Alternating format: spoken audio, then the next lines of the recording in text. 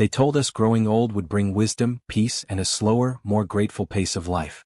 But what they didn't say, what they never prepare you for, is how brutally quiet it can get after 80. You wake up one morning and realize the world has moved on without you.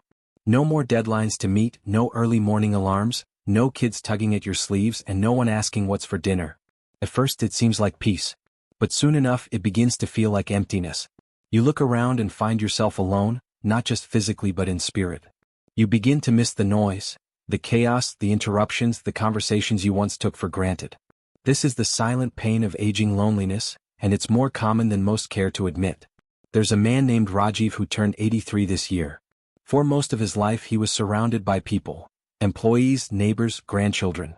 But now, his days are defined by the ticking of the clock and the quiet sighs of his old ceiling fan. He once laughed when others mentioned loneliness in old age. But today he doesn't even laugh at all.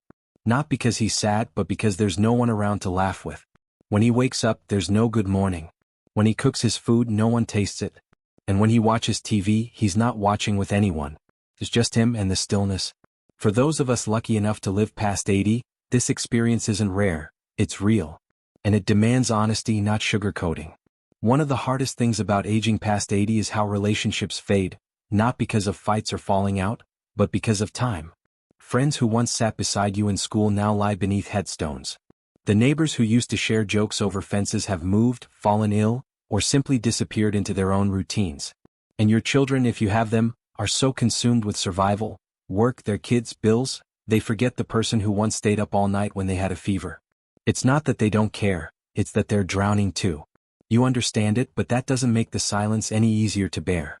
Some seniors try to fight this silence with television, others with long walks or pets. But let's not pretend it's an easy fix.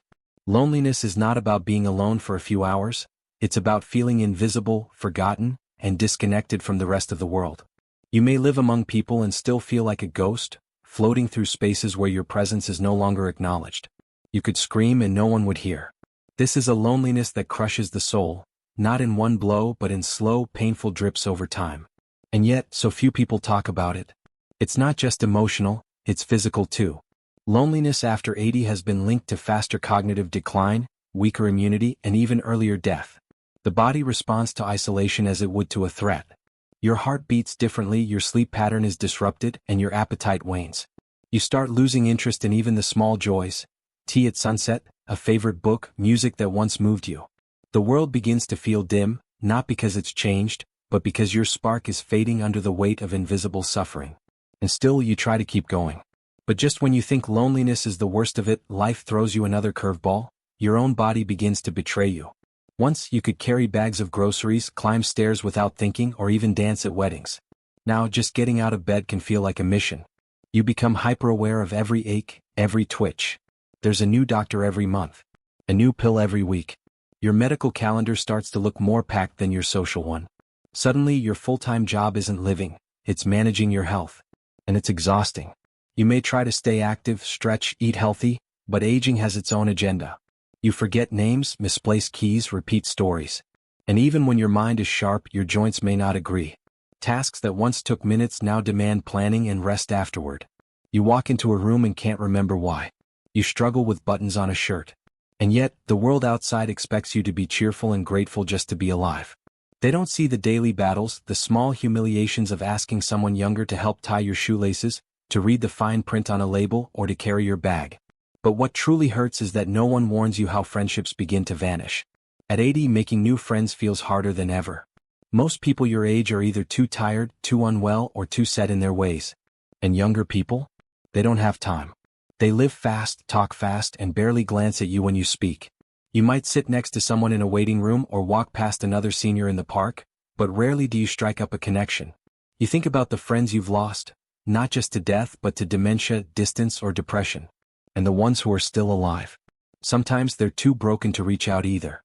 But here's a truth worth repeating. It's not too late to reconnect. Even at 80 or beyond, the human heart yearns for community. You may have to take the first step. Join a walking group, a storytelling circle, a community center class.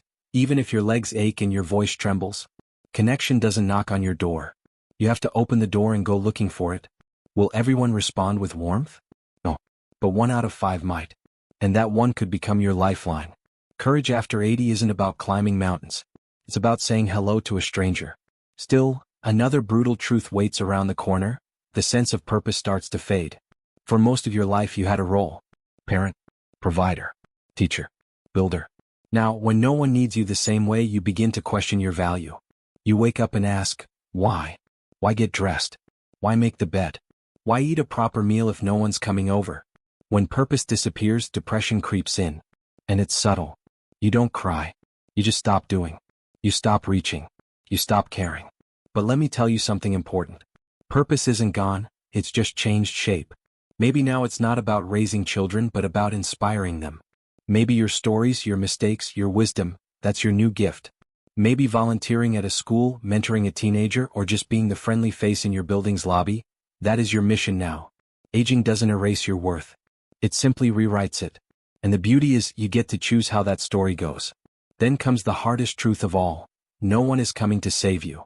It's a cruel realization, but also a liberating one. The older you get, the more you see that society moves on fast. People are wrapped up in their lives. Even well-meaning children might forget how deeply you need a phone call, a visit, a conversation that lasts more than 5 minutes. Some people will only come around during birthdays or holidays, more out of obligation than genuine connection. And when you fall sick or feel low, you'll realize the cavalry isn't coming. If you want to be happy, you have to fight for it yourself. That means scheduling your own joy, creating your own rituals, becoming your own best friend. It means talking to yourself kindly, preparing meals with care even if you eat alone, and taking yourself out into the sun like you deserve to be seen. It means refusing to shrink away. Because once you do, it becomes easy for the world to forget you. But if you choose to stand tall, speak up, smile first, and keep showing up, you remind the world, I am still here. I still matter.